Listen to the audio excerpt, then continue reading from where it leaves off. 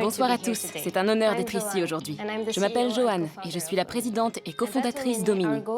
Notre objectif est de rendre les tests sanguins 100 fois plus rapides et plus simples. Et pour ça, nous avons développé une nouvelle génération de dispositifs portables d'analyse sanguine utilisant des capteurs électrochimiques. Alors si vous croyez en nous, si vous voulez rejoindre Omini et faire avancer les tests sanguins, venez à notre rencontre. Merci. Je dois faire 3 minutes et je suis à 2 minutes 54 maintenant. Yes. Ce qui me stresse surtout, c'est de parler trop vite quand je suis sur scène. Parce que j'ai tendance à parler vite en général, surtout quand je commence à connaître mon speech par cœur. On n'est que 3 startups à pouvoir pitcher, donc c'est assez stressant, mais je suis aussi très contente.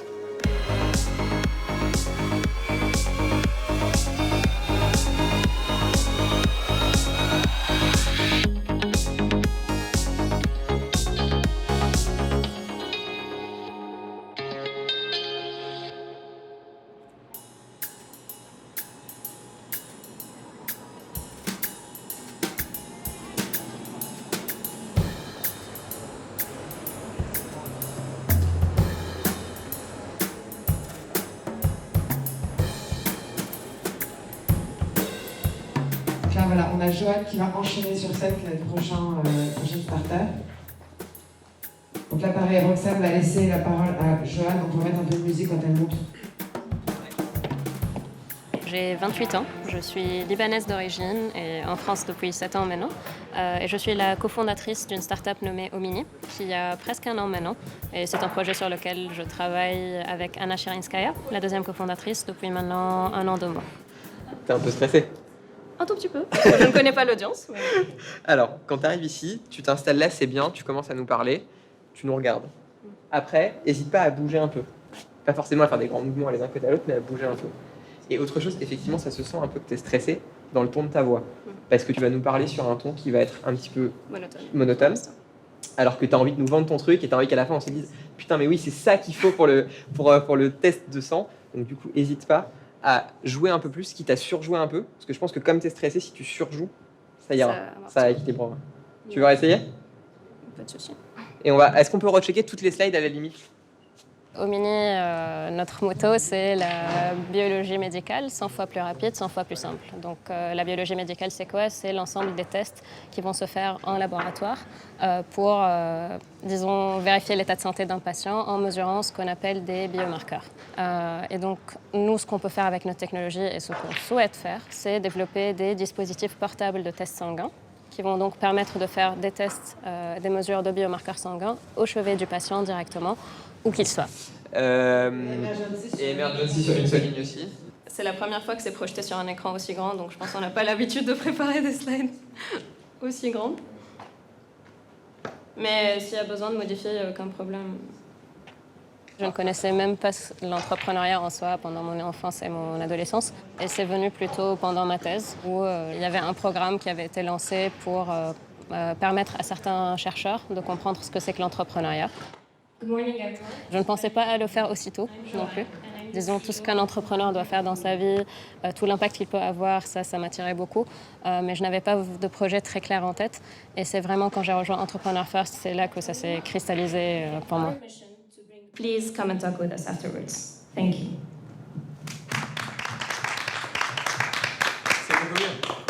C'est beaucoup mieux, tu te déplaces plus. C'est une question d'entraînement. Ouais, c'est ça, c'est une question d'entraînement. Les mots sur lesquels tu butes, c'est juste parce que tu es stressé, parce que tu le connais par cœur, le pitch. Mais franchement, non, honnêtement, ça va bien se passer. Très bien. Juste top. Merci. On enchaîne. On va enchaîner du coup avec un... Donc là...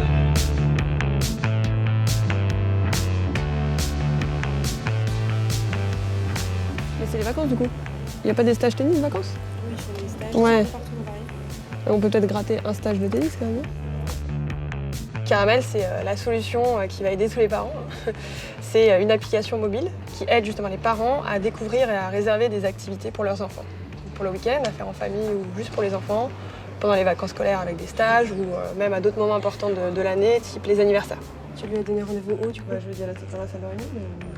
Clémence, on s'est rencontrés au mois d'octobre de l'année dernière via des amis communs. Et on a tout de suite accroché, on a toutes les deux un certain goût pour l'éducation et on a tout de suite un petit peu évoqué le fait de faire quelque chose ensemble. Et donc on a commencé vraiment les premières briques de caramel au début de l'année. Ça allait assez vite, on a eu l'idée assez rapidement, on savait vraiment ce qu'on voulait faire. Et la première version de l'application était disponible le mois de février. On a été sélectionnés pour ce qu'ils appellent Future 40, c'est les 40 startups les plus prometteuses en tout cas de la station F. Et aujourd'hui c'est la journée de lancement, donc on a 1 heure où je pense qu'ils vont nous présenter un petit peu les tenants et les aboutissants du programme et voir ce qu'on peut faire, comment on peut en bénéficier. Depuis que je suis toute petite, j'ai cette idée de créer quelque chose. Déjà parce que ma mère, elle est aussi chef d'entreprise, donc c'est le modèle principal que j'ai eu. Ma grand-mère, elle était artiste peintre, donc en un sens, c'est entreprendre à son compte. Donc j'avais toujours cette volonté, cette idée, et j'attendais juste le bon moment de me lancer. Mais effectivement, je pense que dès le départ, je ne me voyais pas dans un schéma classique du salarié ou qui travaille pour une grosse boîte, mais vraiment quelque chose que je pourrais porter moi-même.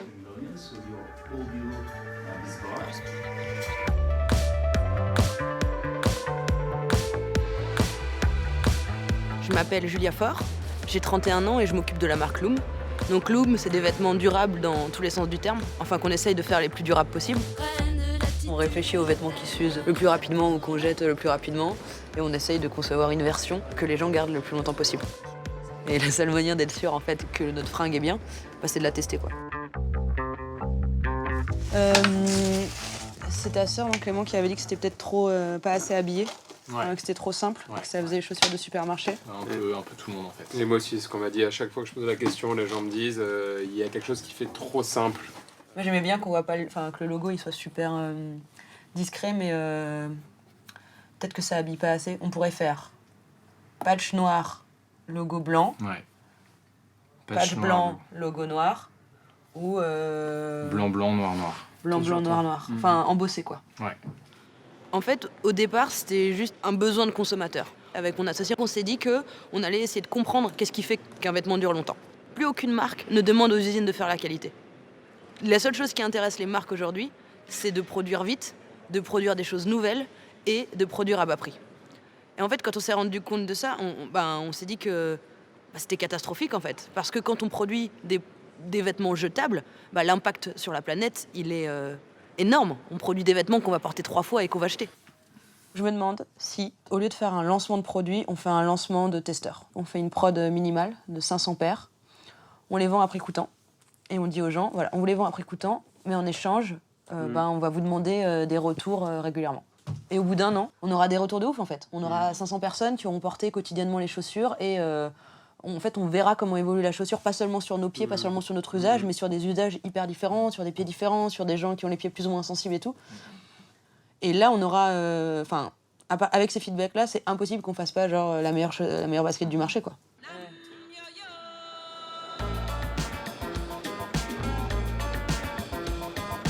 Je m'appelle Lara, j'ai une start-up.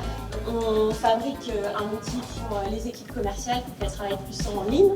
Cara.i, c'est une application qui est web et mobile à destination des équipes commerciales et qui leur permet de gagner 30% de productivité en plus. On a créé l'entreprise il y a un peu plus de 5 mois. On a commencé à développer la première version du produit qui va sortir là.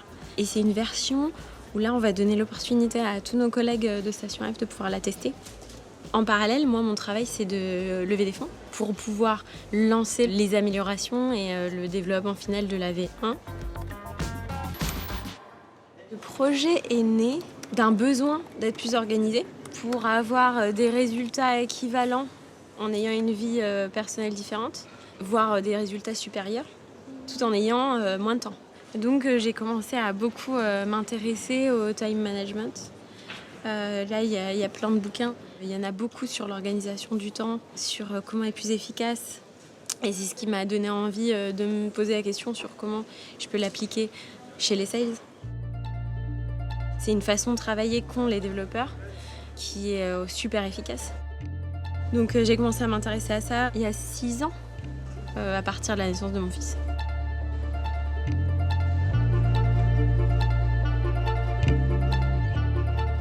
La bonne nouvelle de la journée, c'est que je viens de raccrocher avec un représentant de Salesforce, le représentant Pierre de Salesforce en France, qui va peut-être nous avoir des badges pour Sales Dream, qui est une conférence qui serait très bénéfique pour notre business.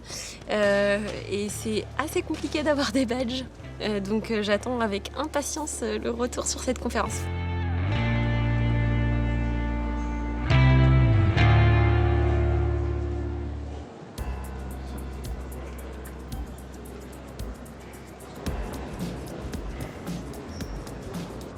Elles apportent des choses, les femmes, qui sont différentes des hommes, et c'est en ça qu'elles constituent cet avenir. Elles apportent ce qu'elles sont, leur envie, leur détermination, leur pragmatisme aussi. Et je crois que c'est ce qui fait leur valeur, c'est ce qui fait qu'elles sont dans une constitution qui permet de faire avancer les choses, dans l'entreprise qu'elles créent, qu'elles ont envie de voir avancer. Et c'est en ça qu'elles constituent l'avenir j'allais dire de l'homme. Non, l'avenir de la tech. Il y a encore quelques années, 30% des entrepreneurs étaient des femmes. Aujourd'hui, elles sont 40% et ce chiffre est en constante progression.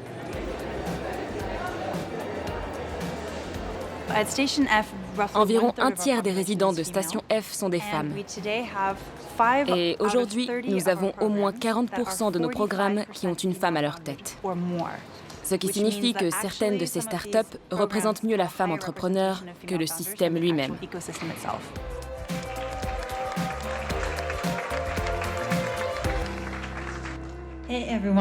Bonjour à tous, je m'appelle Roxane. Je suis la directrice de Station F. Je suis très heureuse de vous accueillir pour la première édition de F for Femmes. Nous avons invité un certain nombre de gens incroyables qui travaillent sur des projets qui feront la différence et apporteront du changement. Nous allons parler de l'éducation et de ce que nous pouvons faire pour inspirer la nouvelle génération. Je vous demande maintenant d'accueillir Johanna Domini, notre seconde intervenante.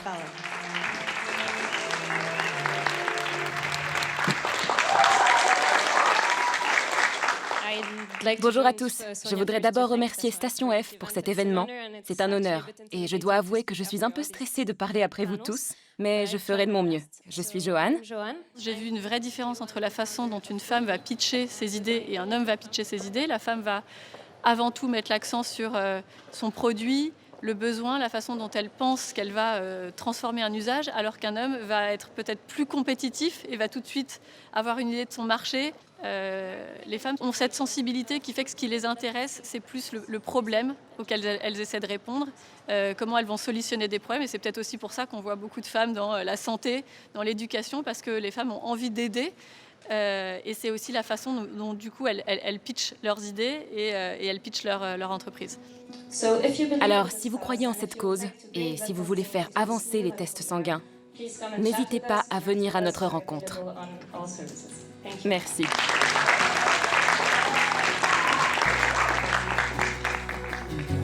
Il y a des choses qui sont sorties un peu dernière minute sans que je m'en rende compte, mais je pense que sinon le message est passé. Je me demande si j'ai parlé trop vite, pas vite, mais sinon je suis contente d'avoir eu l'occasion de pitcher au Mini, de raconter ce qu'on fait. C'est une journée assez spéciale pour nous aujourd'hui aussi, donc on est contente de pouvoir être là. Les speakers sont inspirantes, et même si la réalité qu'elles ont transmise n'est pas évidente pour les femmes en tech qui sont entrepreneurs, mais de voir qu'elles ont réussi, on peut se dire que on va devoir se battre, mais on pourra réussir aussi.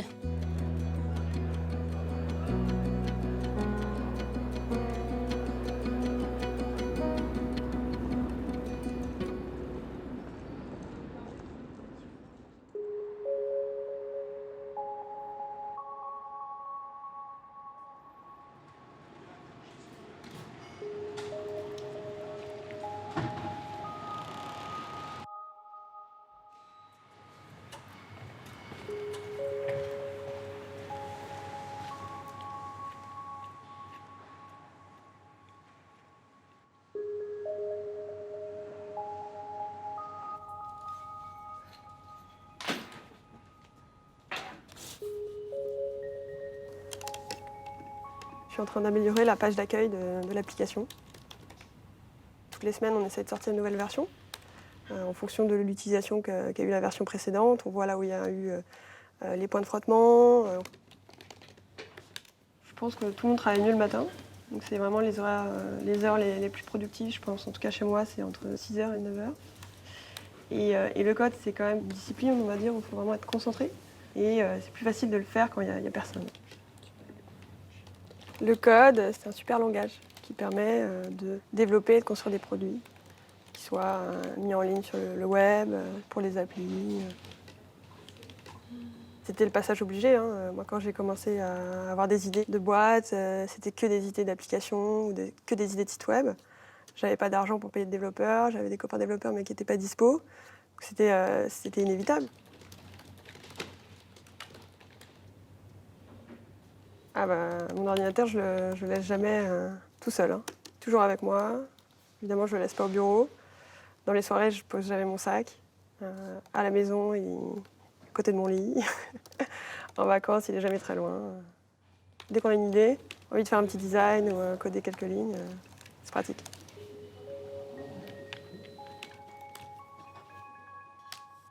Ce que je conseillerais aux femmes, dans un premier temps, c'est d'apprendre à coder. C'est important parce que grâce à ça, vous pouvez prendre ces idées folles que vous avez et créer un produit vous-même, sans compter sur quelqu'un d'autre. Vous n'avez pas à choisir un cofondateur qui amène ce côté technique que vous ne connaissez pas et que vous ne pourrez peut-être pas juger. Avec un peu de travail, vous pourrez faire ça vous-même.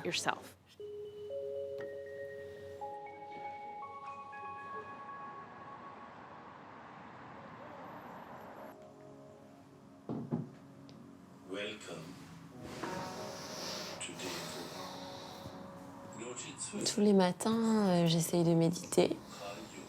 Et ça permet d'avoir des idées beaucoup plus claires.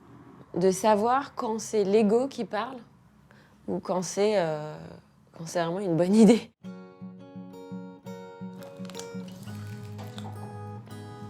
Tu sais, je vais commencer par quoi? Les maths. L'écriture. L'écriture?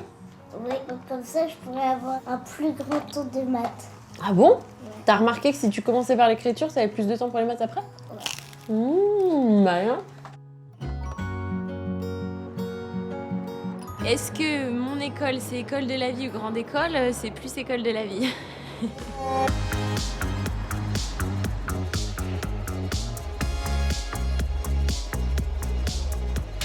Quand j'étais petite, il y avait une amie de ma mère qui travaillait sur les marchés et qui m'avait donné des colliers qu'elle n'avait pas vendus.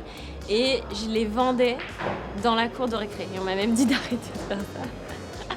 Donc est-ce que je suis une entrepreneuse dans l'âme? Sûrement. En tout cas, je dirais que j'ai un côté très créatif et un côté, peut-être pas commercial, mais presque.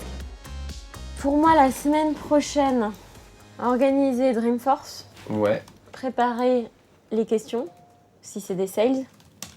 Préparer le pitch, si c'est des potentiels BA. Et faire mon agenda sur place. Ouais, avec qui tu vas voir et tout. Exactement. Ok. Good. Bon, on est good, non? Bon week-end alors. On se voit à Dreamforce alors. Ah bah non, on n'y va pas. Allez. Il y a une image encore assez marquée de l'entrepreneur déjà plutôt masculin et le tech entrepreneur plutôt très masculin. Donc, est-ce que c'est plus difficile? Pas forcément. Par contre, est-ce que les femmes peuvent avoir une appréhension plus grande à se lancer? Oui, je pense. Si on veut avoir des startups qui fonctionnent et qui marchent bien, on a besoin de diversité. Et cette diversité, elle s'exprime en premier lieu dans le fait d'avoir des startups qui sont créées par des hommes et par des femmes. C'est la rencontre de personnalités différentes, de gens différents qui permet de créer des succès.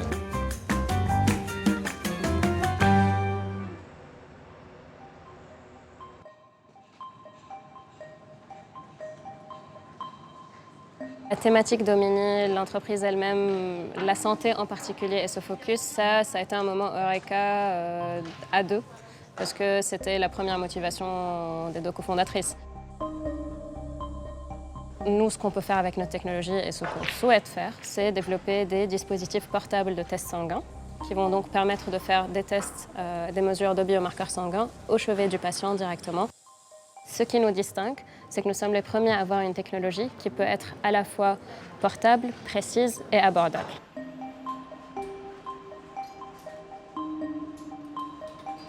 Moi, de formation, je suis biochimiste.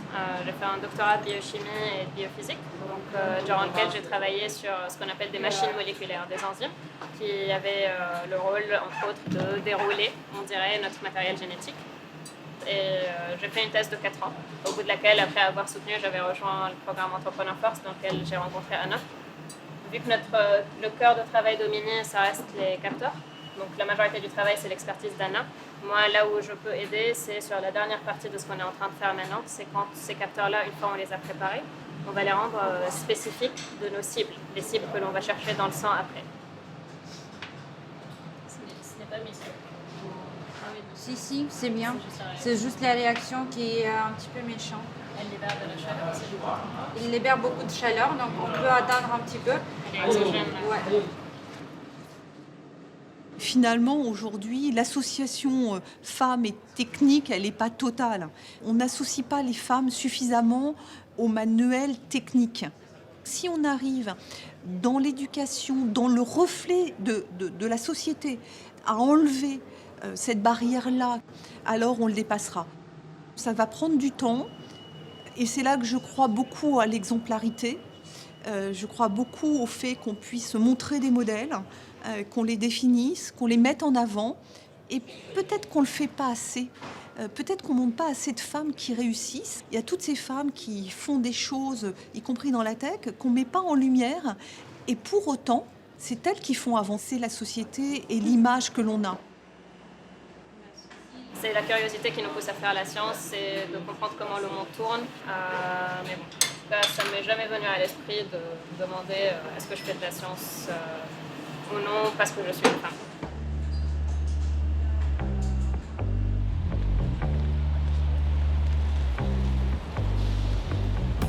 Yes, c'est là.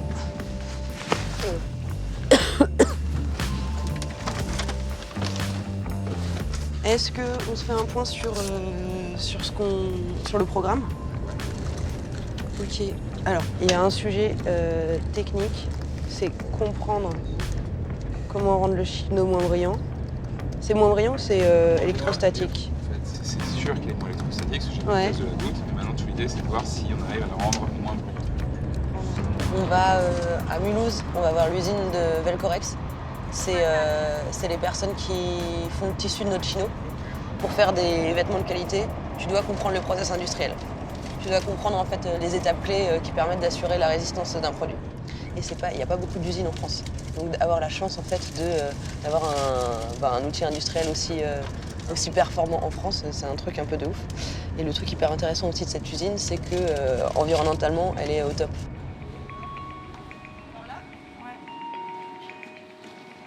Hello! Ça va Christophe? Bien et toi? Et Clément, je sais pas si vous étiez rencontré. C'est le premier salarié. Premier salarié. Qui fait tout ce qui est image et tout ce qu'on n'arrive pas à faire. Shooting, voilà. etc. Et tout le reste. On y va? Ouais, allez, c'est parti. Ok, cool.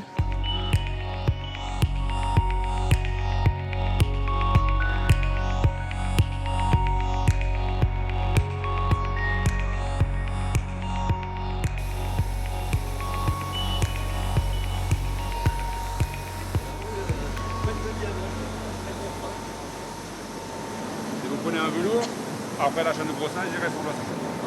Trop beau. Voilà. T'avais vu ça que c'était du velours? Ouais, ça c'est un velours mais... Très jeu, très bien. Pas côtelé en fait. Ça c'est juste la machine pour faire le blanchiment. D'accord. Blanchiment, puis teinture, puis après.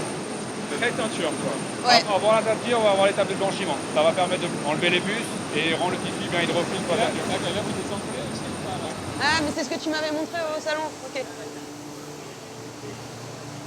Qui vont enlever les couches de lustrage. Ouais. Qu'est-ce que c'est les autres process au sein de la chaîne du tissu qui donnent de la brillance, qui peuvent donner du lustrage? Alors il y a l'étape de sanforisage qui est la dernière avant la vérification finale, qui va servir à resserrer les fils de chaîne et les fils de trame. Et c'est vrai qu'il peut y avoir un lustrage au niveau du cylindre chromé sur cette machine. Donc une des solutions peut-être serait de sanforiser à l'envers. En fait on lustrerait plutôt l'envers que l'endroit, comme ça vous aurez une brillance moindre sur les vêtements. Ah ok, au lieu d'avoir cette brillance-là, du coup, qui est l'endroit, on aurait un truc plus mat, qui est carrément ce qu'on veut. Et est-ce que ça change quelque chose en termes de performance, de résistance? C'est un effet qu'on... Ok. Donc ça ne change rien en termes de performance du tissu, c'est juste un effet visuel en fait. Et du coup, pourquoi tout le monde ne s'emporise pas sur l'arrière? Parce que... Les gens, ils aiment bien la brillance en Ouais. fait. On arriverait à avoir le chino moins brillant sans avoir à rajouter des produits sur Potentiellement. sur le Voilà. truc. Trop bien, c'est super. Ah, je suis trop contente, je suis trop contente. Je suis trop contente de mettre ça. Bon, good. Une femme entrepreneur, elle va sortir du lot parce qu'il y en a moins. Donc du coup, ça rajoute une pression supplémentaire. On le voit aujourd'hui avec de nombreuses fondatrices d'entreprises ou d'entreprises e-commerce qui réussissent. Ce syndrome de l'imposteur, il n'existe pas. Les femmes, elles viennent, elles apportent quelque chose d'autre, une autre vision du business. C'est pour ça que c'est important qu'elles soient là aujourd'hui dans le monde de la tech, parce que la tech, ça dessine un peu le futur et il faut qu'elle soit très inclusive.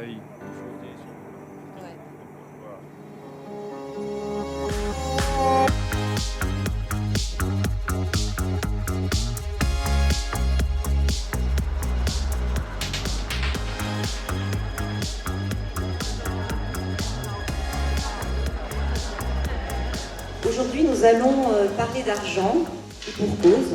C'est un territoire qui a été longtemps, trop longtemps peut-être, occupé par les hommes. Alors faut-il vous le rappeler, les femmes n'ont pu ouvrir un compte en banque en 1965, elles n'ont pu emprunter de l'argent que dans les années 80, et lorsqu'elles entreprennent, eh bien, elles n'obtiennent que 2% des fonds de capital risque. Eh bien, nous avons choisi aujourd'hui de donner la parole à une jeune femme qui a un parcours absolument passionnant. Je vais lui demander de venir me rejoindre, chère Lara. Tu vas commencer ton expérience professionnelle dans la finance. J'ai découvert un nouveau moteur qui était l'argent, qui était la gagne, qui était il faut se battre au coude à coude tous les jours avec tout le monde. Pour réussir, et la réussite, c'était mesuré que par l'argent. Et je me dis, mais il y a peut-être autre chose en fait. Et j'ai décidé de changer de monde. Et j'ai commencé à travailler avec mon frère qui sortait d'école d'ingénieur, et avec ses amis, qui étaient des développeurs. J'ai découvert la tech, que je ne connaissais pas. J'ai découvert les développeurs, des gens fantastiques. Aucune discrimination. C'est de la logique, c'est de l'ouverture d'esprit. Et c'est ce qu'on a fait et ce qu'on fait qui compte. Et quand j'ai découvert la tech, je m'y suis sentie bien. On a le plaisir d'accueillir la ministre Marlène Schiappa qui va venir nous rejoindre.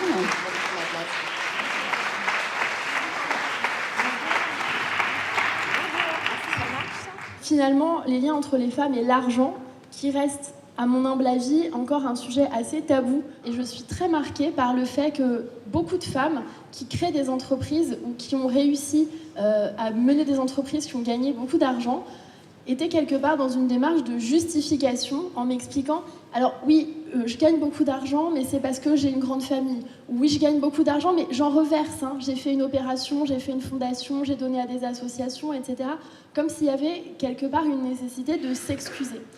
Et moi, je crois qu'on est là dans un sujet vraiment fondamental et qui est lié à tous les autres sujets d'égalité entre les femmes et les hommes.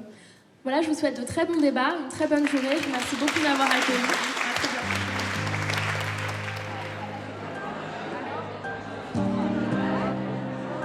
Alors les femmes ont plein d'idées, elles n'ont pas moins d'idées que les hommes. La question, c'est comment convaincre. On parle souvent de la différence entre les levées de fonds faites par des hommes et par des femmes. Et c'est vrai qu'aujourd'hui, les métiers dans le financement sont plutôt des métiers d'hommes. Donc la question, c'est comment on va réussir à convaincre des hommes quand on est une femme. Et je pense qu'il faut travailler sur son pitch. Et qu'est-ce qu'on raconte ?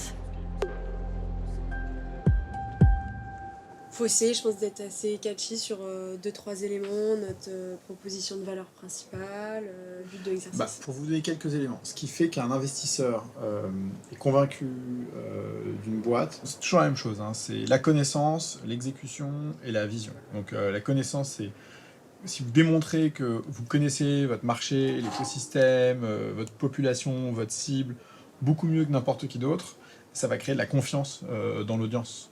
Ensuite, l'exécution, et c'est là que justement tu parlais d'avoir un chiffre ou quelques chiffres assez forts en croissance, c'est pareil. Là, ça démontre votre capacité d'exécution, votre capacité d'avancer opérationnel. Et ça crée de la crédibilité. Donc confiance, crédibilité. Et la dernière chose qui est essentielle et qu'on oublie parfois à tort, c'est que la vision crée le désir. Donc en fait, si les gens arrivent à se projeter très loin, ça va leur donner envie d'accompagner l'aventure. Parce que quand on est investisseur, on sait qu'on se projette pour 3, 5, 10 ans, peut-être plus. Et donc il faut absolument qu'ils aient ces 3 éléments combinés. Jean, c'est notre premier investisseur. On a réussi à lever avant de sortir un premier produit. Ce qui est bien, c'est que nos investisseurs étaient parents. Donc c'est vrai que ça les aidait à se projeter. Qu'il ce soit des hommes, effectivement, le réflexe a été un peu différent. C'était le premier réflexe. Bon, j'espère qu'ils ne m'en voudront pas de dire ça, mais c'était « Ah, c'est trop bien cette appli, ma femme va adorer ». Ça, on a eu, on va dire, 3 quarts de nos investisseurs. Et donc, bien filé en aiguille, finalement, en un mois ou 2, on a réuni 500 000 € et c'était ce qu'on avait en tête.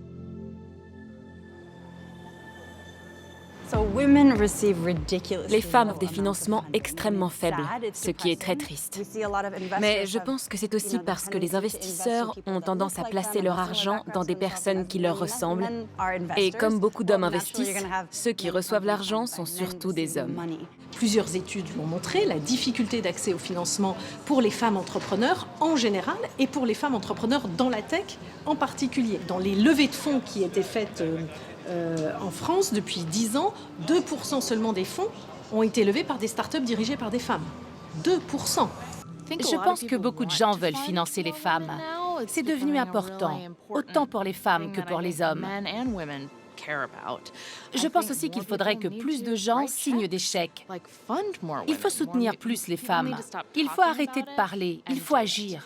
Une fois que vous les aurez financées, continuez à les soutenir et à les conseiller pour qu'elles réussissent et qu'elles puissent investir à leur tour. Ça donnera un cercle vertueux.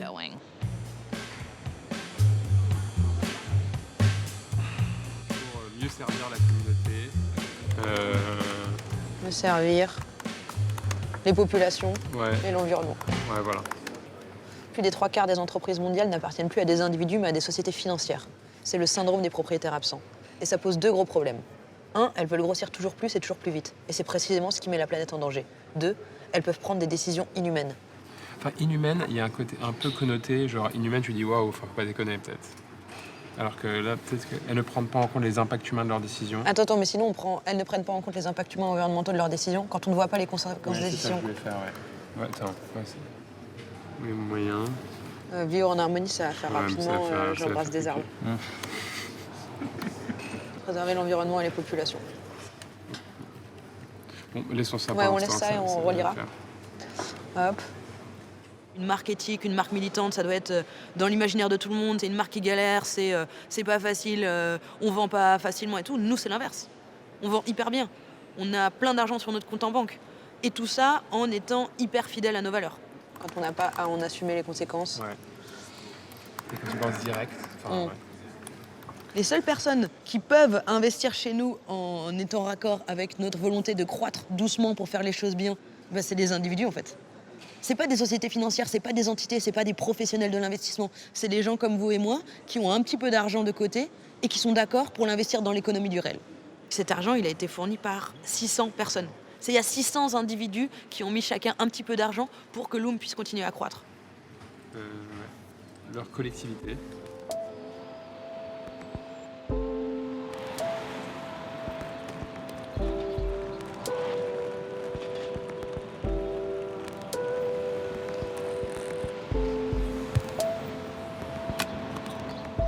J'étais au Portugal, c'était la dernière étape d'un bootcamp.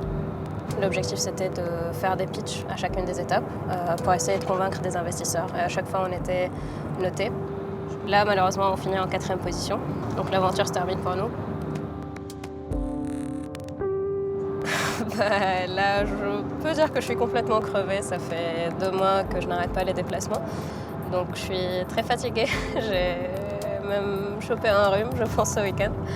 Mais j'apprends progressivement à détacher mes prises et tout ce qui est perso parce que c'est vraiment une montagne russe.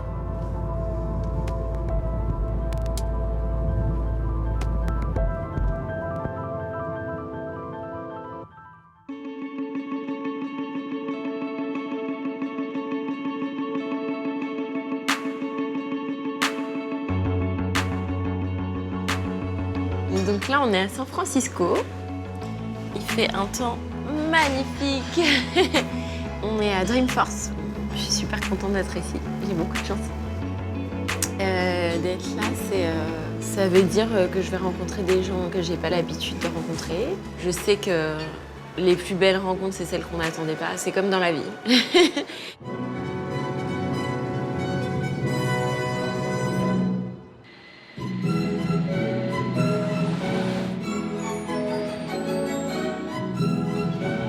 Quand on arrive à Dreamforce, on se retrouve tout de suite dans l'American Dream parce que tout est grand, parce qu'il y a beaucoup de monde.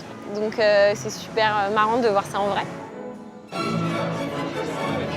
C'est un événement qui est important parce qu'il rassemble plus de 170 000 personnes. Là, cette semaine, ça a beaucoup parlé d'intelligence artificielle, donc c'est pour ça que ça m'intéresse.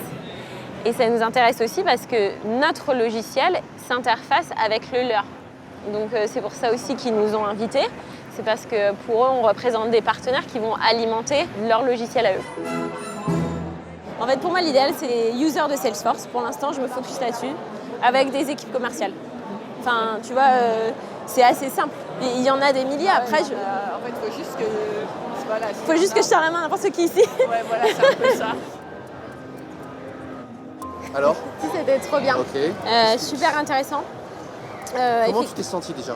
Je me suis sentie super à l'aise. Le message s'est passé, ouais. C'était bon, le flow.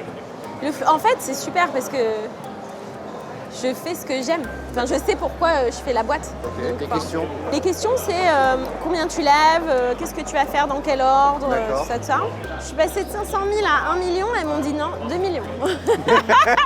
J'ai dit les mecs, à chaque étage que je vais monter, je vais rencontrer la prochaine. 10 millions là-haut. Je lui dis 10 millions Sérieux? tout de suite. Ouais. Il faut sans doute oser et ne penser qu'à une chose, au client final. Ne pas dormir pour lui, ne pas manger pour lui, y penser tous les jours. C'est, à mon sens, la seule règle. Vous savez, il y a ces Américains qui disent toujours, quand on crée une start-up, client is king and cash is King Kong. Il faut faire les deux. Il faut trouver des sous et ensuite ne penser qu'à son client.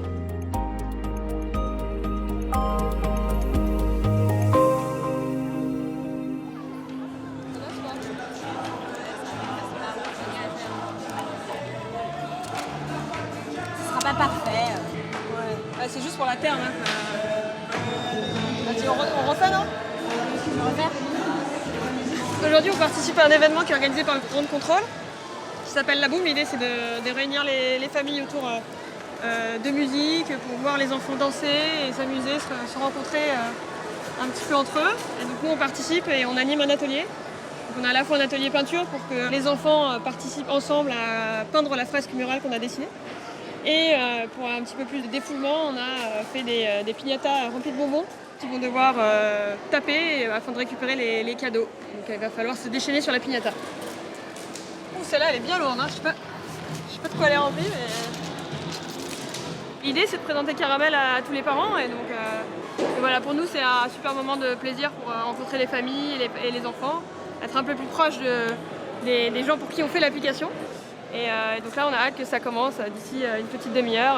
On est un peu short, alors on s'active.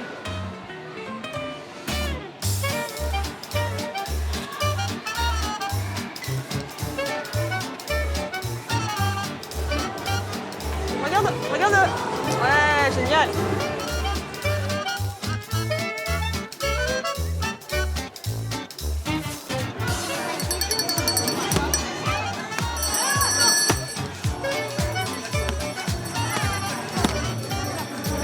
Incassable en fait. Encore. Ouais. Ah bah c'est une belle réussite, ouais. On a eu une piñata plus résistante que prévu. Super, merci beaucoup. Premier Caramel IRL dans la vraie vie. On va faire ça tous les mois sous des formats différents, mais c'est les meilleurs moments finalement de Caramel.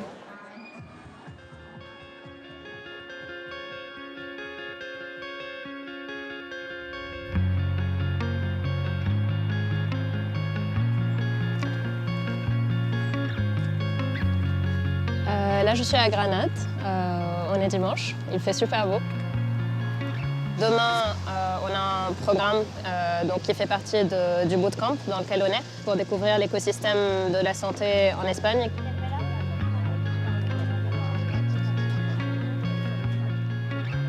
Grenade est un peu particulière parce qu'on voit quand même une touche arabe, je dirais, assez forte. C'est de belles couleurs, de la belle architecture, c'est super beau. C'est un mélange qui est devenu le mien aussi parce que moi maintenant je suis à la fois d'origine arabe, je suis européenne aussi. Et donc c'est une ville qui me parle, je dirais, par son histoire. Chaque passage que j'ai fait, chaque décision clé m'a mené dans un nouveau lieu auquel je ne m'attendais pas. Que ce soit mon déménagement en partant du Liban, en décidant de venir en France pour étudier, je ne m'attendais pas déjà à cette transition brutale. Rencontrer la personne de ma vie là-bas, devenir française, je ne m'y attendais pas. Devenir entrepreneur après avoir fait une thèse, je ne m'y attendais pas. Et c'est des décisions que je ne regrette pas du tout. Et là, me retrouver dans plein de villes européennes tous les jours, à promouvoir notre entreprise, à essayer d'avancer, ça m'enrichit, ça me grandit et j'en suis tellement contente.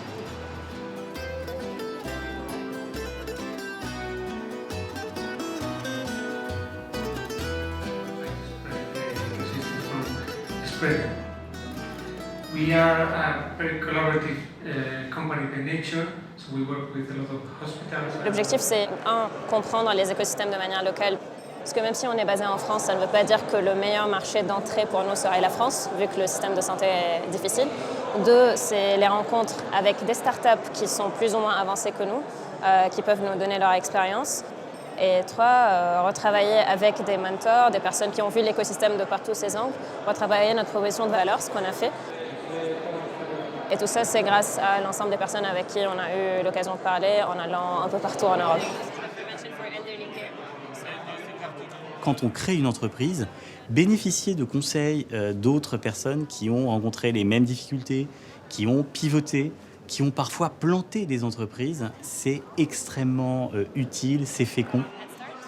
Je pense que le mentorat, c'est un atout majeur et c'est un atout pour les entrepreneurs, les entrepreneuses, et également pour les intrapreneurs, les intrapreneuses, mais aussi pour les salariés des grands groupes. Il y a de plus en plus de réseaux qui se déploient comme cela, que ce soit effectivement quand on crée une entreprise, mais également dans des grandes entreprises ou entre grands groupes, pour permettre, bien entendu, les échanges et puis des réflexions aussi sur le leadership, sur le management. En moyenne, une femme d'affaires a 21 contacts actifs dans son réseau, alors qu'un homme en aura 83, c'est-à-dire 4 fois plus. Paradoxalement, on a tendance à penser que les femmes sont plus sociables. Et c'est vrai. Mais ça ne se ressent pas forcément dans les valeurs présentes dans le monde des affaires où on a besoin de compétences entrepreneuriales.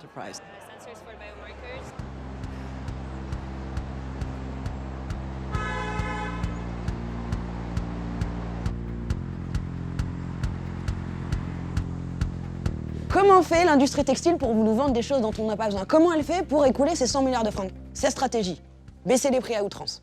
Donc là, il y a vraiment un truc, ça n'a jamais été aussi peu cher d'acheter des vêtements. C'est tellement peu cher que si vous achetez un t-shirt, ça peut peut-être être plus rentable de le jeter que de le laver. En termes de, pour votre business.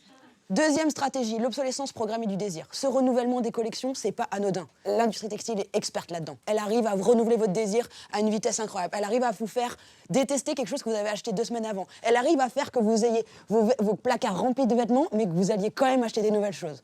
Et la troisième technique qu'utilise l'industrie textile et qui est une technique utilisée par globalement toutes les industries, c'est la technique des dark patterns. Par exemple, vous allez sur un site internet et on vous dit « Ah, plus que 3 heures pour commander ». Ou alors 4 autres personnes sont en train de regarder le même truc que vous. Ça, c'est juste de la manipulation psychologique. Vous avez juste été voir une paire de chaussettes et tout à coup, cette paire de chaussettes, elle vous suit sur Facebook, sur Instagram, sur le truc, sur Google Maps et tout, et vous êtes là. Non, ça joue sur le biais d'exposition. Donc, le seul moyen de réduire efficacement ce gaspillage, ce n'est pas l'économie circulaire, ce n'est pas le recyclage, ce n'est pas d'utiliser de la fibre de bambou. Le seul moyen de réduire le gaspillage, c'est de produire et de consommer moins.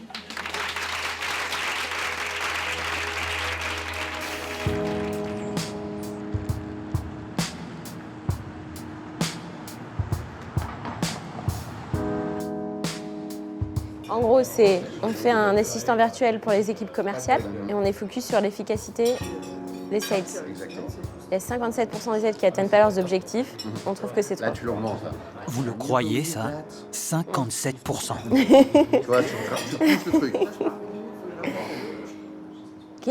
Vous le croyez, ça 57% des vendeurs n'atteignent pas leur objectif. Pourquoi? À cause d'un manque d'organisation. C'est un problème majeur. Il y a aussi des désaccords avec le management et il faut aussi maîtriser certaines compétences pour remplir les objectifs. Donc là, tu arrives à la solution. Ok.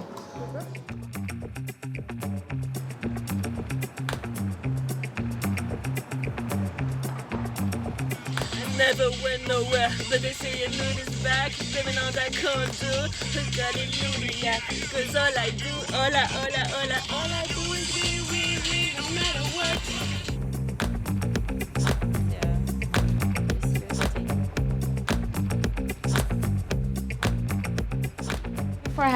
Merci de m'accueillir. Avant de vous présenter mon entreprise, je vais me présenter moi-même. Je m'appelle Lara, je viens de France. Alors, Cara est un outil connecté à votre CRM et à votre agenda. Il va vous aider à organiser votre journée et votre semaine, sachant qu'une semaine est l'équivalent d'un sprint. Mais pour ça, même si tout le monde dit qu'il veut le faire, il faut les données. Mais personne ne les a car aucun vendeur n'a l'outil requis. Alors, voilà. J'ai une petite question. Pourquoi seulement 1000 clients? Pourquoi pas 10 000 ou 1 million? Vous avez dit vouloir 1000 utilisateurs Pink. Si vous voulez faire un test, je pense qu'il vaut mieux le faire avec 1 million de personnes et qu'ils ne devraient pas payer. je sais, c'est pour ça que je veux 100 personnes. Si elle arrive à convaincre ici, elle pourra convaincre n'importe où. C'est des requins. Ils vont te poser des bonnes questions. Ils vont la mettre au pied du mur. Ils vont la pousser à prendre des risques. Elle va devoir convaincre tout le monde. Elle va devoir convaincre les investisseurs, les talents à recruter, des clients demain, puisqu'elle vend une application de sales. Donc, c'est les plus compliqués à convaincre.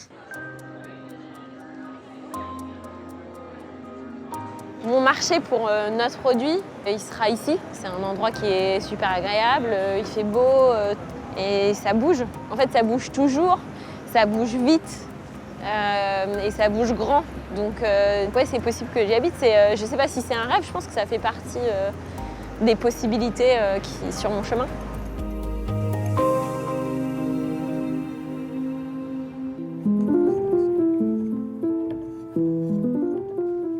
J'invite Anna Chirkinskaya et Johan Kanan de Omili.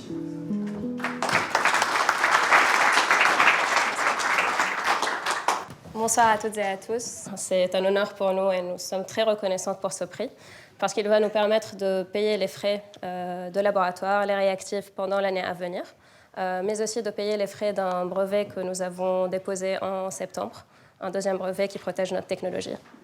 Et surtout, c'est pour nous un cachet de confiance et un indicateur que nous sommes sur le bon chemin pour révolutionner la biologie médicale. Merci.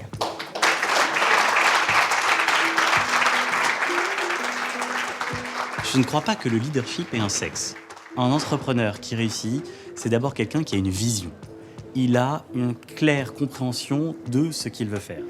La capacité également à échouer souvent, mais vite. Et puis également, ce qu'on appelle en anglais le drive, la capacité à embarquer des équipes, à fédérer des talents autour de lui et à les emmener dans un projet qui va réussir. Ah ouais, c'est un projet, ça. Ça nous fait plaisir. Alors, très bien, en tout cas, on est très heureux que le jury Girondin vous ait choisi. Bon, si on va faire quelque chose, il faut me le dire. On n'hésitera pas, ça c'est sûr. Exactement.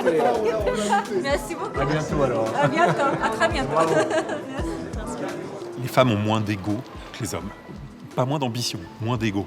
Et quand même, ça simplifie et ça aide beaucoup les rapports humains en entreprise. Quand on a une femme dirigeante, elle est bien en compète avec les autres, mais c'est pas je. Elle est capable de se dire, ok, on est une équipe, elle est capable de faire fonctionner l'équipe.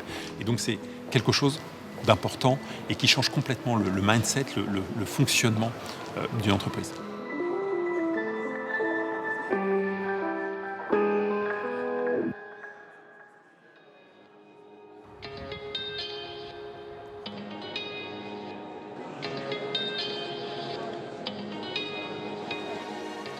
Avec Caramel, vous pouvez découvrir, trouver et réserver des activités pour vos enfants la semaine suivante. Mais ça peut aussi inspirer les parents qui pourront alors faire des activités à la maison. Nous sommes tout le temps là pour eux. Merci.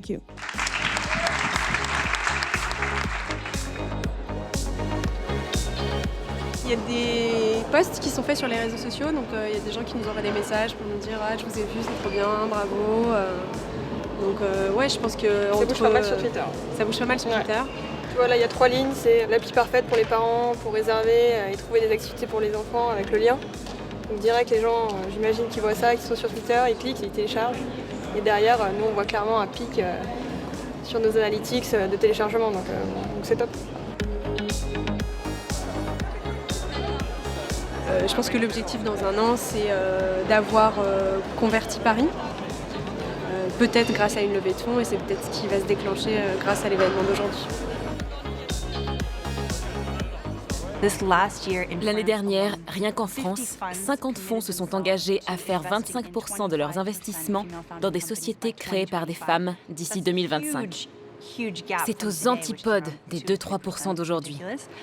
Mais j'ai envie de voir comment on va atteindre ce nombre, comment on fera ce changement. Donc, je pense qu'il y aura plus de femmes dans ce domaine et je me demande quelle sera la suite.